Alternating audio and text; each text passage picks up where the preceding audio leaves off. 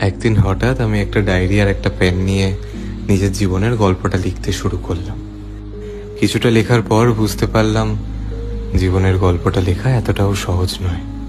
কারণ যত সময় বাড়ছে, সময়ের সাথে বাড়তে থাকছে দায়িত্ব এবং কর্তব্যের পাহাড়। আর সেই পাহাড়টাকে ভেদ করে নিজের স্বপ্নটাকে পূরণ করা হয়তো সত্যিই খুব কঠিন। তবে কিছুটা সময় পর আমার মনে পড়লো একটা বাচ্চা ছেলের কথা, যে বিদেশে গিয়ে মিউজিক নিয়ে পড়াশোনা করার স্বপ্নটাকে পূরণ করার জন্য আজ রাস্তায় নেমে সবাইকে গান শোনাচ্ছে।